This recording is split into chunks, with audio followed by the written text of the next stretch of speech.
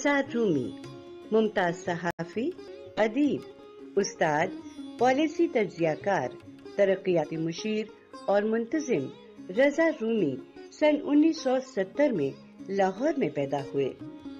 चिसन college से सन 1988 में इम्तियाजी हैसियत से स्कूल की तालीम मुकम्मल करने के बाद लंदन स्कूल ऑफ इकोनॉमिक्स में दाखिला लिया। सन 1991 में लंदन स्कूल ऑफ इकोनॉमिक्स से मईशत और बैनुल अक़वामी तिजारत में ग्रेजुएशन की। इसी इदारे से सन 1992 में तरक्की पजीर ममालिक में सोशल पॉलिसी और प्लानिंग में मास्टर्स की सनद हासिल की। सन 1994 में मुकाबले के इम्तिहान में पहली पोजीशन लेने के बाद 10 बरस तक आला जिले इंतजामिया का हिस्सा रहे। रज़ा रूमी तवील मुद्दत तक world bank, Asian development bank, UNDP और DFID जैसे इदारों के साथ मुशावरती हैसियत से वाबस्ता रहे। जिन्नाह इंस्टीट्यूट इस्लामाबाद के डायरेक्टर रहे।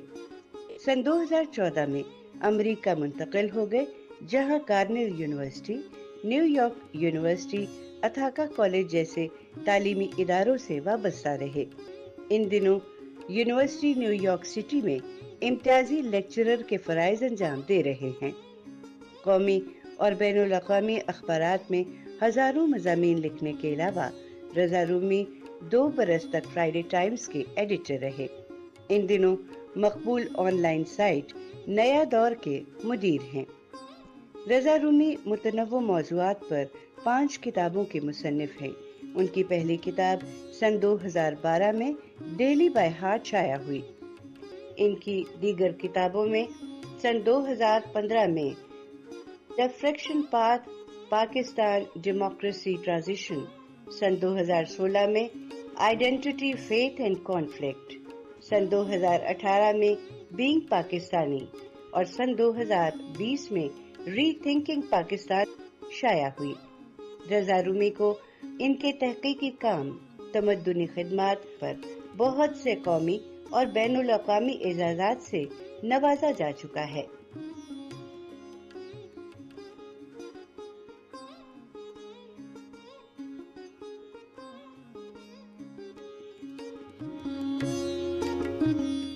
पाकिस्तान टेलीविज़न के प्रोग्राम सदरंग में मैं आपका मेज़बान वजाहत मसूद, हमारे मुमताज़ सहाफ़ी, अदीब, माहिर तालीम, माहिर मईशत और पॉलिसी एनालिस्ट मोहतरम रज़ा रूमी के साथ दूसरी नशस्त के साथ आपकी खिदमत में हाजिर हूँ।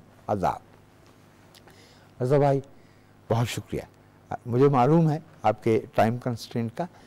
ये फरमाइए कि अगर मैं गलती नहीं करता तो जो आपका घराना है, उनकी जो प्री पार्टीशन ओरिजिन है वो तो अमृतसर से है। जी, मेरी वालिदा का जो फैमिली थी वो अमृतसर में मुकीम थी, क्योंकि मेरे नाना का कारोबार था कलकत्ता में और अमृतसर में। और कलकत्ता में वो जाकर चमड़े का कारोबार, आपको पता है उस वक्त बहुत मुसलमान जो बिजनेसमैन थे, खुसूसन ये 20वीं सदी के पहले जो पहले हाफ में ये कारोबार ही पीक पे था। और अमृतसर में था कारखाना, वहाँ से बनता था, फिर वो कलकत्ता तक जाके बिक के बहरी जहाज़ों में आगे जाता था। तो ये था, वो लोग तो हिजरत करके आए, लेकिन जो मेरे वालिद की फैमिली थी, उनका ताल्लुक लाहौर से है। लाहौर शहर में 500-600 साल से शालमी में मेरी दादी का घर था, और अंदरून लाहौरी और भाटी में हमारे दादा की फैमिली थी मौजूद। तो इसलिए शालमी के लकड़ी के बने हुए मकानों से जो धुआं उठा है वो आपकी किताबों की सतरों तक पहुंचा। बिल्कुल, बहुत आपको याद है। बिल्कुल जी। लेकिन अमृतसर से और कलकत्ता से और लाहौर से इस रिश्ते के होते हुए जब आपने अपनी पहली किताब लिखी 2011 गालबन जी, उसमें मुकम्मल की थी, डेली बाय हार्ट जी। तो ये आपने ऐसे जो ट्रेजर ट्रोव्स थे तमद्दुन के, सकाफत के, उन्हें छोड़ के दिल्ली का इंतखाब, वो खास वजह? जी, खास वजह तो इस तरह से था कि मुझे पहली बार जाने का इत्तेफाक हुआ था 2005 में। तो मैंने आपसे पहले अर्ज किया, पिछले प्रोग्राम में मैंने अर्ज किया था कि मैं एशियन डेवलपमेंट बैंक में काम करता था और फिलीपींस में मुकीम था। वहाँ पर एक प्रोजेक्ट के सिलसिले में, चूंकि वीज़ा तो वैसे मिलता ही नहीं, आपको पता है कहाँ मिलता है पाकिस्तानियों को, तो वो एक सरकारी वीज़ा था। और जब मैं वहाँ गया, वो एक हफ्ते या 10 दिन का मिशन था, मिशन सो कहते थे वहाँ पे जाके, प्रोजेक्ट। तो मैं एक टीम का हिस्सा था। एक मेरे एक इंडियन कॉलीग थे, एक जापानी थे, एक बेल्जियम की वकील थी। तो हम लोग गए और वो पहला मेरा था दिल्ली का सफ़र, और मैं स्ट्रक, जिसे कहा जाए ऑ स्ट्रक हुआ। और वो इसलिए होगा, एक तो वो बिल्कुल लाहौर से इतना मिलता जुलता था कि मैं उस वक्त लाहौर में नहीं था। आपको पता है, मैं, ये मेरी एक अलग माजरा है कि मैं लाहौर से इश्क भी उतना है। लेकिन फिर मुझे दिल्ली की जो, जब मैं वहाँ पे घूमा फिरा, और फिर मेरा 2005 से उस साल 2006 मुस्तकिल आना जाना रहा। फिर उसके बाद ये हुआ कि मैंने लिखना शुरू कर दिया हुआ था। मेरी तहरीरें पढ़ी जाती थी हिंदुस्तान में, वो मुझे बुलाया करते थे कॉन्फ्रेंसों में, कहीं ये कहीं वहाँ, इधर उधर, तो बहुत आना जाना होता था। और फिर मैंने उसका, जिसे कहना चाहिए परत, उसकी परत जो है ना, वो परतें अलग थीं। और उसकी तारीख जो थी सकाफती, और जो वहाँ पे मुख्तलिफ सिविलाइजेशंस के जो आपको आसार मिलते हैं, उनके जो असरात मिलते हैं, उनकी अशकाल आपको दिखाई देती हैं, मैं उससे बेहद मुतासिर हुआ। और अब जाहिरी बात है कि आप, क्यूरोसिटी तो मुझे हमेशा से रही है। तो फिर कोई पुराना किला देखा, उसके बारे में पढ़ा, फिर और उसके हवाले निकाले। तो वो जो मैं पढ़ता गया, तो मुझे अंदाज़ा हुआ कि एक तो यहाँ पे 7 शहर आबाद थे, और उन 7 शहरों में जो सबसे जिंदा और जावेद शहर है वो दिल्ली है, जो मुसलमानों ने तामीर और आबाद किया। और वो सारे हवाला जात जो पाकिस्तान में हम जैसे उर्दू ज़बान, मसलन हम कहते हैं जी हमारी कौमी ज़बान उर्दू है, अच्छा वो है बिल्कुल है भाई, बिल्कुल है। लेकिन उसकी जो दिल्ली में जो उसका रोल है वो वहाँ पे हुआ। फिर मुझे ये पता लगा कि निज़ामुद्दीन औलिया का जो दरगाह है और उसके इर्द गिर्द जो बस्ती है, वो कितनी कदीम है, 12वीं 13वीं सदी से कायम है। और वहां पे जो ये खाना, बस्ती निजामुद्दीन ही कहलाती है, बस्ती निजामुद्दीन ही कहलाती है, बिल्कुल। और वजाहत साहब, नान कबाब जो है वहां भी वो बनते। अब आपको तो नान कबाब हमारे यहाँ बचपन से हमारे घरों में मंगवाए जाते थे, कुछ नहीं तो कहते नान कबाब मंगा दो। मैं लाहौरी हूँ, नहीं बताइए मुझे। आपको पता है, नान कबाब के बगैर हमारा गुजारा नहीं होता। मुझे अब रोज खिला दीजिए, मैं खा लेता हूँ। अच्छा, वो कहाँ पे, वो कौन से नान भाई आए वस्ती एशिया से, देखिए या पर्शिया से, हमारे यहाँ तो खास तौर से कश्मीर से। और जो खाने वहां बनते, जो खाने हम खाते हैं रोजमर्रा, फिर मौसीकी है, कवाली, ख्याल, अब जो सारी वो इनोवेशन, धुरपद है, बिल्कुल। और हिंदुस्तानी जबान या उर्दू का जो पूरा आमेजिश 12वीं 13वीं 14वीं 15वीं सदी में हुई, उसमें दिल्ली का एक बहुत खास रोल था। दक्कन उसका एक सेंटर बना, बाद में लखनऊ वो बन गया, चूंकि लखनऊ में पेट्रनेज थी। लेकिन जो असल में ये जो मिली जुली जबान तश्कील पाई, तख्लीक की गई, वो दिल्ली में हुई। अब जाहिर बात है, और बहुत से हवाला जात थे, बहुत से हवाला जी। तो अब हुआ यूं कि अच्छा, वहां सड़कों के नाम, दुकानों के नाम आप हमने तो गुम कर दी, लेकिन वहां एक सड़क अमृता शेरगिल के नाम पे भी है, अमृता शेरगिल के नाम पर है। अच्छा, पिंडी एक रेस्टोरेंट, सबसे मकबूल रेस्टोरेंट है वहाँ। अच्छा, चाट खानी है तो वो भी कोई महाजिर आया था पिंडी से, लाहौर से, सरगोदा से, उन्हीं नामों पे बनी हुई है। तो इस कदर अंदाजा, ये फिर वो मैंने जो वो जानकारी जो मेरी, वो उस 2005 और 2011 के दरमियान ये जो सफ़र थे मेरे मुख्तलिफ, कितनी बार मैं गया, और जो तहकीक हुई, मतलब उस ज़माने में मैंने कोई 40-50 किताबें अंग्रेज़ी में पढ़ी, कोई 40-50 किताबें उर्दू की पढ़ ली, कोई 100-150 आर्टिकल्स अदबी और गैर अदबी वो खंगाल डाले।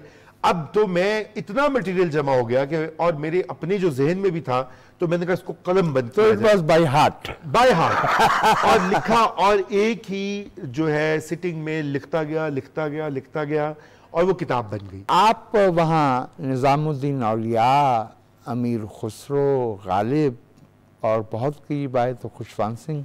जी जी जी जी, बिल्कुल बिल्कुल बिल्कुल। तो क्या आपका दिल नहीं चाहा कि आप इंडिया गए हैं तो आपसे पहले उस गली में आपके अफसाने पहुंच जाएं? क्योंकि हमारे तो बहुत से लोग वहां से हैंडसम होके वापस आते हैं। वाह वाह, बड़ा जुमला कसाया आपने। बंबई भी मैं गया और मिला भी कुछ फिल्म स्टार से, ऐसी बात नहीं है। और बिल्कुल बॉलीवुड की बात आपको पता, उधर जो इंतहा पसंदी का तूफान उठ रहा था, उन्होंने कहा ये कौन सी मुसलमान दिल्ली की बातें कर रहा है।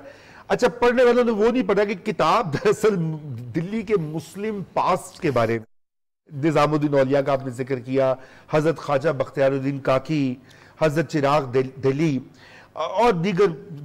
दिल्ली तो 22 ख्वाजा की चौखट कहलाती है, तो 22 से भी कहीं ज्यादा नंबर है वैसे, वो मैंने भी खुद काउंट किया था। तो वो मैं, अच्छा, और फिर तसव्वुफ से मेरा चूंकि एक लगाव है, इल्मी सतह पे भी, फलसफियाना सतह पे भी, और एक जिसे कहना चाहिए प्रैक्टिशनर भी हूं मैं। प्रैक्टिशनर इसलिए कि मैं ये समझता हूं कि तसव्वुफ एक बहुत ज्यादा एक आलमगीर और एक कॉम्प्रिहेंसिव, एक जामे जाविया और नजरिया है जिंदगी को देखने और समझने का। यानी कि आपको इंसानी मसावात का जो एक सबक दाता साहब पे जाके मिलता है, वो आपको कहीं और नहीं मिलेगा। एक दरगाह है जहां पे लोगों के सोने का बंदोबस्त है, खाने का बंदोबस्त है, रोटी कपड़ा मकान, और वो रवादारी का और बिलोंगिंग का। तो मैं बचपन से दाता की नगरी में रहने वाला हूं, और मेरी इंडक्शन ही मैं समझता हूं कि वो एक तहजीबी सतह के ऊपर दाता साहब पे हुई। और उसकी वजह मेरी दादी भी जाती थी, मेरे वालिद भी लेके जाते थे। मैं खुद जाता हूं, मैं लाहौर आता हूं, सबसे पहला मेरा काम ये होता है कि मैं दाता साहब जाके हाजिरी देता हूं, और वो हाजिरी देता हूं, देखता हूं, बैठता हूं, वो सेंस करता हूं, माहौल को एब्जॉर्ब करता हूं। किताब के बारे में मैं एक और जुमला ये कह दूं, और बहुत अहम बात है। तो अगर आप देखें कि एक तहजीबी विरसे में, जिसमें कि एक रूहानियत का जो आप कह दीजिए तरीकाकार है, तरीकत है रूहानियत की, वो भी मुश्तरक है। वो इसलिए मुश्तरक है, सिखों के सारे मकामात, मजहबी मकामात यहाँ हैं भाई हमारे, चाहे ख्वाजा गरीब नवाज हो अजमेर में, जी महबूब इलाही हो निजामुद्दीन औलिया, वो हिंदुस्तान में है। अच्छा, तूल अर्ज में हर जगह। हमने कहा गालिब तो दिल्ली के, अच्छा दिल्ली के वो सब उनसे आला कौन है भाई, मीर भी दिल्ली में रहे, आपको पता है। अच्छा, इसलिए तो उनको कहना पड़ा था। हाँ बिल्कुल, दिल्ली जो एक शहर था आलम में इंतखाब, बिल्कुल, वाह वाह वाह, उसको फलक में लूट के ऐलान कर दिया। हम रहने वाले हैं उसी उजड़े दयार के। फिर ज़ौक़ हो, बहादुर शाह जफर हो, वगैरह वगैरह, एक पूरी लिस्ट, दाग देहलवी हो। आप देखिए ना, तो फरीदा खानम, ये तस्वीर भी लगी है उनकी, दाग देहलवी की गजलें गाती हैं। अब दाग को ना गाएं क्योंकि वो हिंदुस्तान, आपको पता ना। फिर एक आपको पता है पाकिस्तान में, और यही एक बहस कितने साल चलती रही कि कवाली इंडियन है कि पाकिस्तानी। तीखा सवाल है जी। 2018 के करीब आपकी किताब आई बीइंग पाकिस्तानी जी, बड़ी खूबसूरत किताब है, और आपने उसमें पाकिस्तान के साथ उसी तरह से मोहब्बत की जैसे मेरे आपसे पहले एक हमारे बहुत उम्दा सहाफ़ी थे खालिद हसन जी, खालिद साहब। वो जिस तरह से सियालकोट से लेके नूरजहां तक और क्रिकेट से लेके जुल्फ़िकार अली भुट्टो तक और पाकिस्तान टाइम्स से लेके शिमला तक वो जो खुशबू भर देते थे, ये किताब उसके बहुत करीब आती थी। ये तो आपने बहुत बड़ा कॉम्प्लीमेंट दिया। खालिद साहब तो हमारे उस्तादों में, हम सबके साजा में खालिद हसन भी और खालिद अहमद भी, वाह वाह, दोनों उम्दा।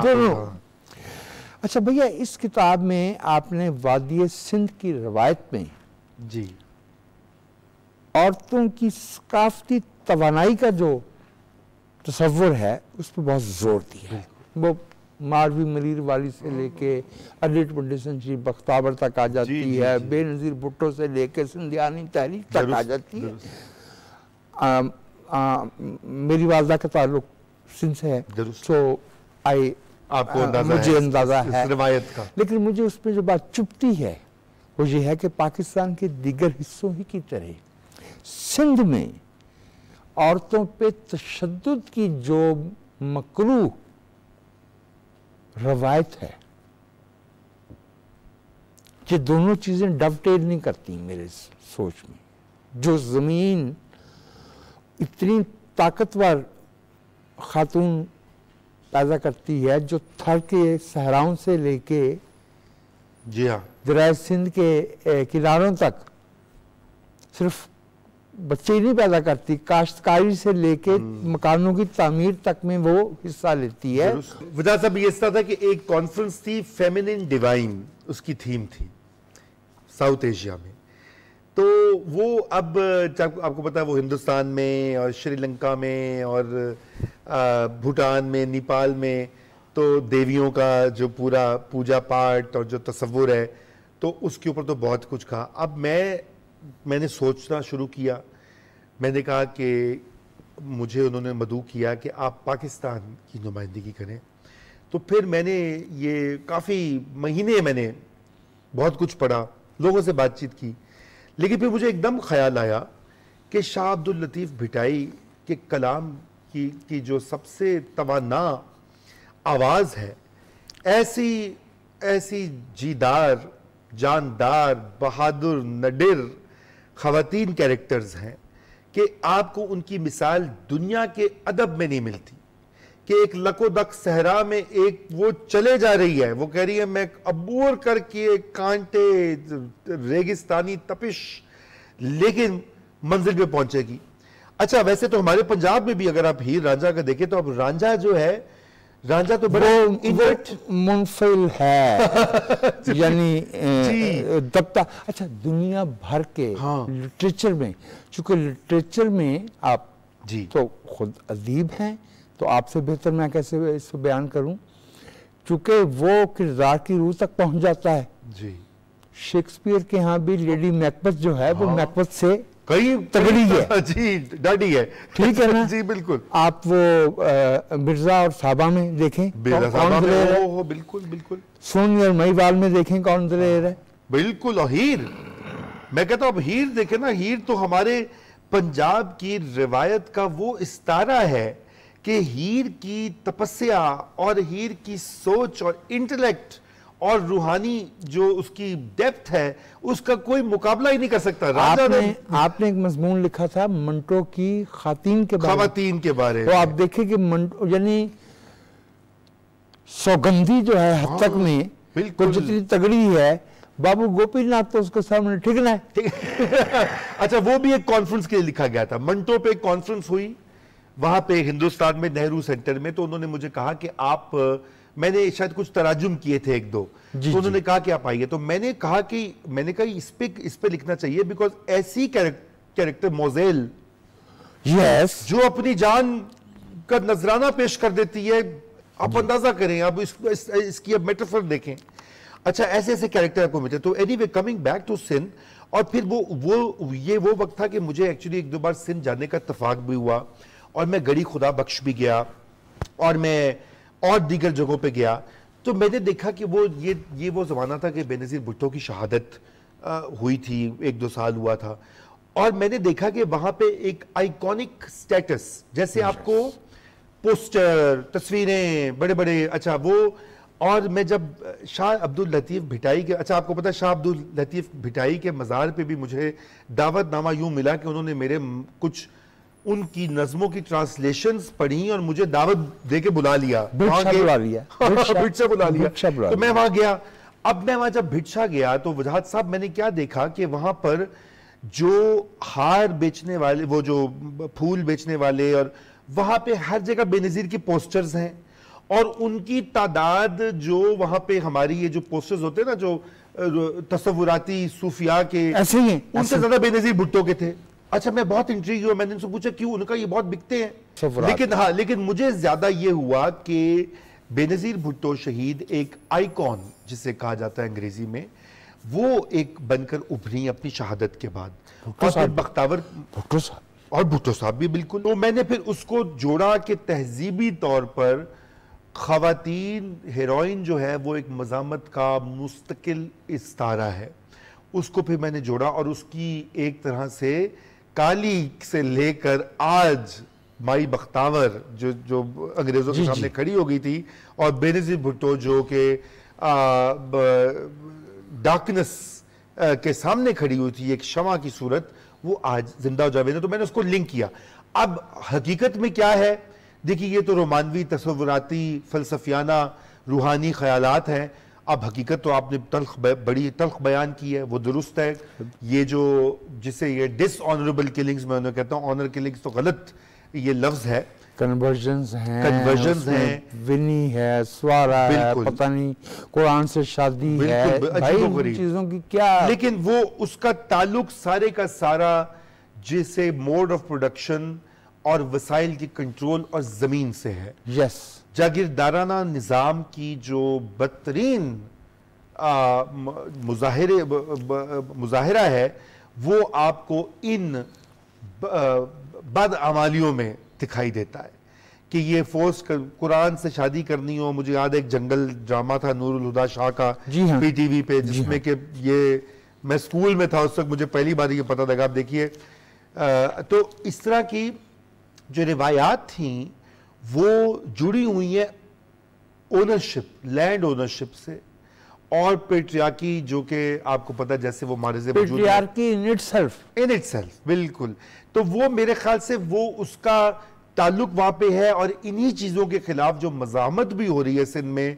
बेनज़ीर भुट्टो तो सबसे रोशन और ताबनाक मिसाल थी, लेकिन उसके अलावा आप देखिए नफीसा शाह, इतनी लाइक फाइक एक हमीदा खोड़ो हमारी दोस्त थी, अल्लाह उनको जन्नत में जगह दे। और नफीसा जो है उन्होंने तो किताब लिखी है इसके ऊपर, पीएचडी थीसिस उनका इसके ऊपर है, और वो अभी इसके ऊपर बड़ा काम कर रही हैं। बड़ी आवाज में आपने नोट किया कि जो खातिन सहाफ़ी हैं जी, अच्छा, जहां मर्द छोड़ के चले गए, जी बिल्कुल, महनाज रहमान वही है, अनीस हारून वही है। अनीस हारून का मैं जिक्र करूंगा, फहमीदा आपा, फहमीदा रियाज, कौन मज़ामत का इस्तारा है, कौन बना है, और शरी रहमान जिन्होंने बहुत सारी शैला रजा, बिल्कुल, फौजिया वहाब जो कि वो भी वहीं के रहने वाली पॉलिटिकल एक्टिविस्ट जी। अच्छा, मुझे कभी कभी ये लगता है कि जब हम ये कहते हैं ना कि खातिन की मज़ाहमत, मुझे ये लगता है कि इसको ज़रा उल्टा ना करके देखें, flip side of the coin, women have been the architects of civilisation. बहुत उम्दा बात कही आपने। और जो मज़ाहमत है ना, ये औरतों की अपनी तामीर की हुई तहजीब और तमद्दन में जो डिस्टॉर्शन है, बहुत, एंड व्हेन वी से distortion it means injustice, correct, उसकी मज़ाहमत है। और मज़ाहमत वही करता है जिसने बनाया हो, जो ओन करता है, जो रीबैलेंस करना चाहता है माशरे, जो रीबैलेंस करना चाहता है, जो बैलेंस रेस्टोर करना चाहता है। बिल्कुल।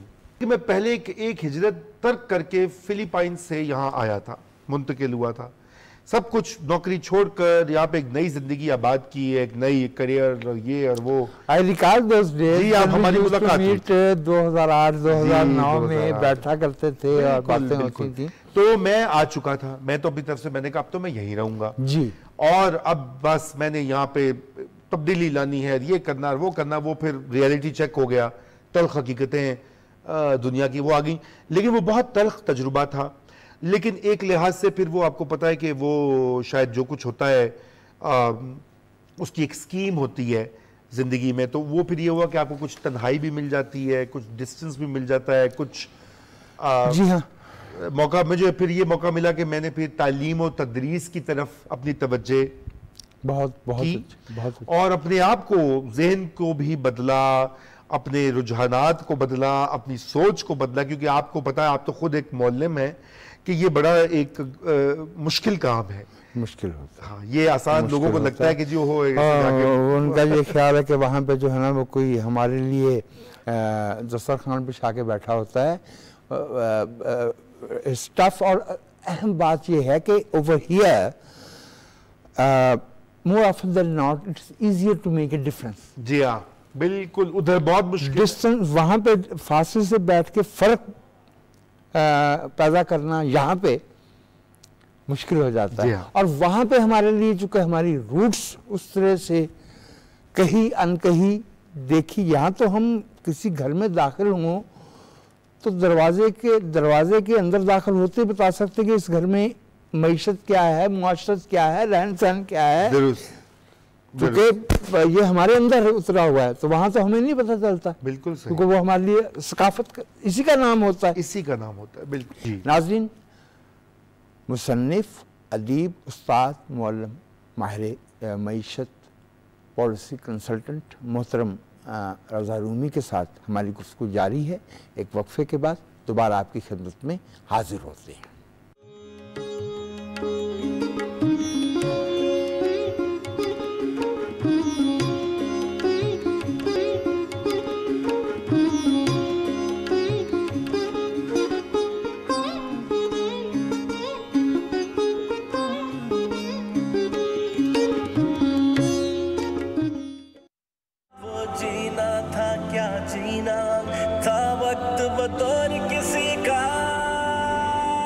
माँ बाप का फर्ज है, अगर अक्लमंद है, कि वो जो औलाद अब पैदा हो रही उनका फर्ज है वो समझावें कि ये मुल्क इन मुश्किलात से मारिज़ वजूद में आया, इसमें बच्चे मरवाए, इसमें इज्जतें गई, इसमें आके बच्चे लावारिस होके फिरे मुल्क में, हाँ, जिनके माँ बाप कत्ल हो गए। मिलकर एक एक झोंका आखिर तूफान बना था, यूं पाकिस्तान बना था, यूं पाकिस्तान बना था।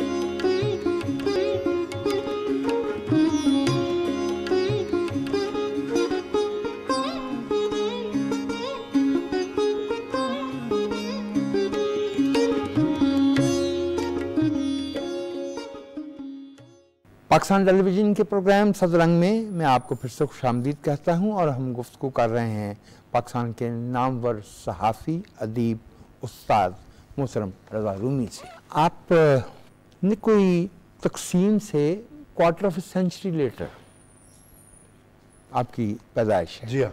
लेकिन आपकी तहरीरों पे तकसीम की परछाइयाँ बहुत गहरी हैं। दुरुस्त है, दुरुस्त है। बहुत आपने ये अहम सवाल किया है और मैं समझता हूँ ये हसास होना है या it is a political narrative as well.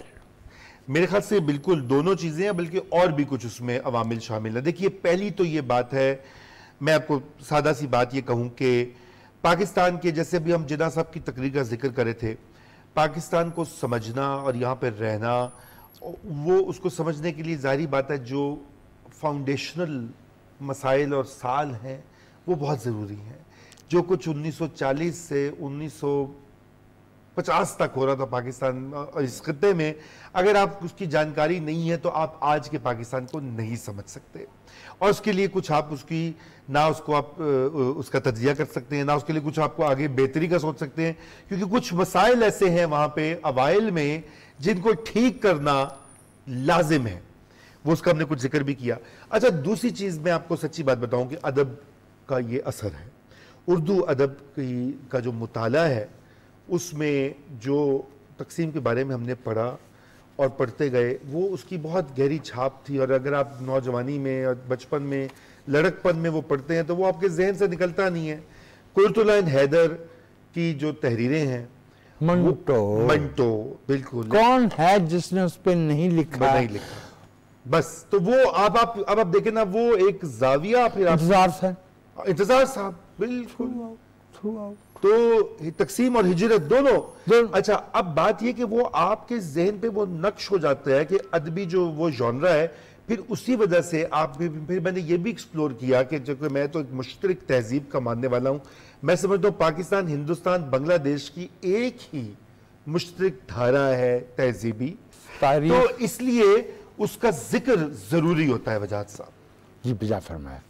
अच्छा रजा, अब हमारे पास कुछ वक्त कम रह गया, मैं चाहूंगा कि कुछ तीखे सवाल हैं जी, जरूर जरा जवाब उनके हो जाएं। मोहतरम रजा, पाकिस्तान जमहूरी असूलों के मुताबिक मेज पे बैठ के सेल्फ रूल के प्रिंसिपल पे वोट के जरिए हासिल किया गया, लेकिन पाकिस्तान में अक्रॉस द बोर्ड जमहूरियत पे इत्तफाक राय नहीं है, बल्कि जमहूरियत से मुखासमत, हॉस्टिलिटी पाई जाती है। क्या वजह है?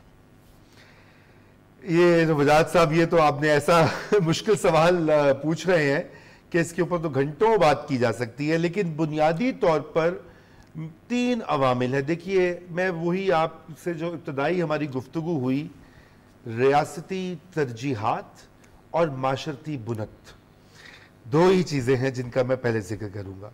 रियासती तरजीहात ये हैं कि पाकिस्तान, आपको पता है कि जब बना तो एक कमज़ोर सिविल सोसाइटी और कमज़ोर पॉलिटिकल सोसाइटी थी, जबकि यहाँ पे एक बहुत ही मजबूत ब्यूरोक्रेसी थी। और अफसर शाही ने पाकिस्तान को कहा कि हम उसको चलाएंगे बिल्कुल अंग्रेज़ की कंपनी बहादुर के तर्ज पर, ईस्ट इंडिया कंपनी से जो लेकर इस्कंदर मिर्ज़ा तक वो ही अंदाज में उन्होंने चलाया। उसके बाद आपको पता है कि और दूसरे ब्यूरोक्रेट्स आ गए सामने। अब इनका कोई ईमान नहीं है जमहूरियत में, और इनकी कोई लेगेसी भी नहीं होती। ये कंटेम्पचुअस है जमहूरियत के बारे में। मैं चूंकि सिस्टम का हिस्सा रहा हूँ, एक रियासती छोटा सा आला कार रहा हूँ माजी में, मैं जानता हूँ कि जमहूरियत के बारे में, सियासतदानों के बारे में किस तरह के ख्यालात पाए जाते हैं। सभी को चोर करप्ट समझा जाता है, सभी को नाअहल समझा जाता है, सभी को खुद गर्ज समझा जाता है, सभी को गैर मुहिब्बुल वतनी का सर्टिफिकेट तो पहले खुल के दिया जाता था, अच्छा अभी भी दिया जाता है, तो सभी को गैर मुहिब्बे वतन समझा जाता है। अच्छा, अब मसला है कि अब आप क्या करें इसका। एक तो ये होगी तरजीहात, अब ये डोमिनेंट सेक्शंस हैं आपकी सोसाइटी के। दूसरा, इन्होंने आपका निसाब भी लिखा है, आप तालीम और तदरीस वो करते हैं। अब जब अपने बच्चों को दो जनरेशन से 1980 से जब निसाब में तब्दीलियां आई हैं, आपने उनकी ज़हन कर दी है कि जमहूरियत तो बेकार है, ये सियासतदान तो, और अब तो वो बच्चे उस्ताद हैं, खुद वो उस्ताद हैं बिल्कुल जनाबे, they are in their late 50s। वो ना सिर्फ उस्ताद हैं, वो सिविल सर्वेंट्स हैं, वो प्रोफेसर्स हैं, वो स्कूल टीचर्स हैं, हेड मास्टर्स हैं, मीडिया में हैं, वो बैरून पाकिस्तान जो ओवरसीज पाकिस्तानी का बल्क उस जमाने में 80s में एजुकेट हुआ है मेरी तरह, मैं वहां रहता हूं। जिन लोगों को जमहूरियत की खराबियां इतनी बारीकी से नजर आती हैं, वो ये नहीं देख पाते कि हमारे यहाँ ओवरऑल दयानत की शरह क्या है, क्या शरह है। बिल्कुल। तो किस्सा मुख्तसर ये तरजीहात है। अब माशरे की बुनियाद भी देख लीजिए, हमने पेट्रियार्की का पहले जिक्र किया। हमारे यहाँ एक अथॉरिटेरियन कल्चर है और पावर कल्चर है, पावर कल्चर, काइनेटिक पावर जी। घर में वालिद जो है उसके कहते हैं कि अच्छा वालिद वो होता है जो कि बच्चों को वो देखे सोने का निवाला दे, लेकिन देखे शेर की निगाह से।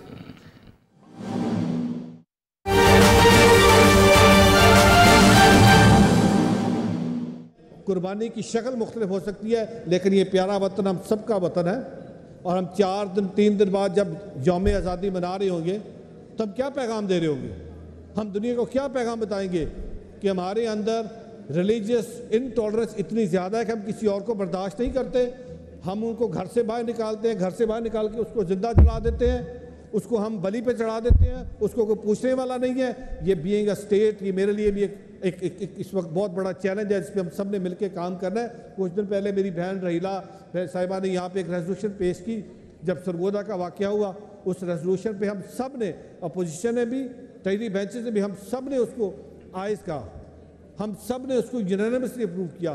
तो फिर हम सबको मिलके, मैं एक बार फिर अपोजिशन का शुक्रिया अदा करता हूँ। आज इनकी यहाँ पे मौजूदगी इस बात की गमाजी करती है कि जब माइनॉरिटी की बात होती है, हम सब इकट्ठे हैं, तो हम सबको मिलकर इस पर काम करना होगा। मैं ज़्यादा टाइम इसलिए नहीं लेना चाहता, मैं चाहूँगा कि मेरे बाकी जो ऑनरेबल मेंबरान हैं वो अपनी बात करें। मैं इस हाउस को ओपन करता हूँ और मैं चाहूँगा कि आज ज़्यादा से ज़्यादा हमारे ऑनरेबल मेंबरान इस पर बात करें, ताकि जो आज का दिन है, जिसका एक मकसद था, आज डिप्लोमेटिक कम्युनिटी यहाँ पर बैठी है, मैंने खुसूसी तौर पर अपनी डिप्लोमेटिक कम्युनिटी को मदऊ किया, वो आएँ, वो देखें कि किस तरीके से हुकूमत पंजाब, मेरा department is committed to serve the minority, to address their issues, to address the challenges we are facing right now, ताकि जब पाकिस्तान की बात हो तो पाकिस्तान का नाम उन लोगों में आए जो यहाँ पे अमन का, मोहब्बत का, भाईचारे का, रवादारी का बात करते हैं, ताकि जो हमारा नारा है खुददार, खुशहाल, खुद मुख्तार पाकिस्तान, ये सब हम जब कंट्रीब्यूट करेंगे तो ये तभी मुमकिन होगा जी। मैं आखिर में अपने डिपार्टमेंट का खुसूसी शुक्रिया अदा करता हूँ, मैं अपने सेक्रेटरी साहब का खुसूसी शुक्रिया अदा करता हूँ, मैं अपनी एडिशनल सेक्रेटरी का शुक्रिया अदा करता हूँ, मैं अपने डिप्टी सेक्रेटरी का शुक्रिया अदा करता हूँ, मैं अपने एसओ साहिबान का शुक्रिया अदा करता हूँ, मैं अपने ड्राइवर्स का, ऑफिस बॉयज़ का, पीएनस का, सपोर्ट स्टाफ का, सबका शुक्रिया अदा करता हूँ। And let me tell you, जिस तरीके की रवायत मोहतरमा चीफ मिनिस्टर साहिबा ने रखी कि हम सब एक पाकिस्तानी है, पंजाबी, और हम सब अपना अपना प्रोफेशनल हैं, हम we should work like a team work. So let me tell you, मेरी टीम ने जिस तरीके से, मैं जिस दिन से वज़ीर बना हूँ, जिस तरीके से मेरी टीम ने मुझे सपोर्ट एक्सटेंड की, जिस तरीके से मुझे वेलकम किया, इसकी मिसाल मैंने कहीं देखी। मैं डेवलपमेंट सेक्टर का बंदा हूँ, I been serving with many projects of the World Bank, serving with development sector for last 25 years. So this is first time कि मैं गवर्नमेंट की उसके ऊपर जाके बैठा हूँ। बट जिस तरीके से मुझे सपोर्ट ना सिर्फ मेरे डिपार्टमेंट के सेक्रेटरी से लेके नीचे तक किया, मैं जिस डिपार्टमेंट में गया हूँ हर डिपार्टमेंट के सेक्रेटरी ने मुझे वेलकम किया, मुझे सपोर्ट किया। तो मैं सबका हमारी जितनी मशीनरी है, चीफ सेक्रेटरी से लेके हमारे एक निचले जो हमारे पीएन तक, ऑफिस बॉय तक, सबका शुक्रिया अदा करता हूँ। और उम्मीद करता हूँ कि आज का ये जो सेशन है ये एक फ्रूटफुल, मीनिंगफुल डिस्कशन होगी और हम माइनॉरिटी के लिए कुछ कर सकेंगे। थैंक यू वेरी मच जनाब चेयर।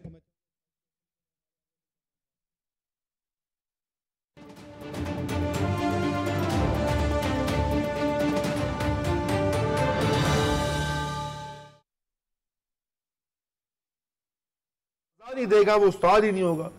पुलिस वाला वो जो दो चपेड़े देगा, आपको पता है मैं सिविल सर्विस में जब मैं पहली पोस्टिंग हुई तो मेरे साथ जो गार्ड था, तो वो बाजार में एक टांगे वाला सामने आ गया, और वो टांगे वाला जो आ गया हमारी गाड़ी के सामने आ गया, गाड़ी रोकना पड़ी, तो मेरा गार्ड निकला, मैंने कहा शायद हटाएगा टांगा, उससे जाके उसको 2-4 तमांचे लगाई जिस तरह लगाते हैं, पुलिस वाला था, उसने 2-4 चपेड़े लगाई। अब मैं वहां बैठा हुआ था, आपको पता है मैं 25-26 साल का मगरबी तालीम याफ्ता मम्मी डैडी, मैंने कहा ये तो इंसानी हकूक पामाल हो रहे हैं और ये हो रहा है वो हो रहा है। पता ही लगा कि अगर ये नहीं करेंगे तो मेरा रोबो दबदबा ही कायम नहीं होगा। अच्छा, अब ये माशरती बुनत है, अब ये दोनों तरफ है आग बराबर लगी हुई। समाज को हमने इस तरह तामीर किया हुआ है और रियासत की तशकील किया है उसकी रियासत। तो ये लेकिन अल्टीमेटली ये काम रियासती इदारों का ही होगा और तालीम से होगा। एक जाती सवाल पूछना चाह रहा हूं। जरूर। रजा साहब, जो लोग इल्म में, दानिश में, तजुर्बे में, मुशाहिदे में आप जैसे मुकाम तक पहुंच जाते हैं, आम तौर से वो अच्छे सामे यानी सुनने वाले नहीं रहते। ये जो आप वीलॉग करते हैं उसमें आप जिनसे बात करते हैं, कई दफ़े मालूम होता है कि आपको गालिबन खुद जवाब बेहतर मालूम है लेकिन आप जो है ना वो उनके सामने बस तालिब इल्म सा बन के बैठ जाते हैं। ये हुनर कहाँ से सीखा है? देखिए, आप जानते हैं वजाद साहब कि सुनना कितना ज़रूरी है। लिसनिंग, अगर आप दुनिया के तमाम तर कदीम यूनान से लेकर आज तक के फ़लसफ़ियों की गुफ्तगू सुने, उन्होंने इसी पे एम्फसिस दिया है, सुनने पर, लिसनिंग, रीडिंग, पेशेंस।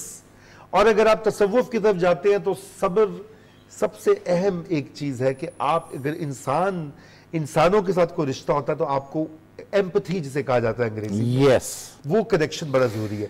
तो ये मैं, हालांकि मुझ में भी जरासीम है, आपने देखा इस इंटरव्यू में मैं आपके अच्छे खासे माकूल सवालात का लंबा लंबा जवाब दे रहा हूँ। मैं भी ये कर रहा था इंटरव्यू कर रहा था।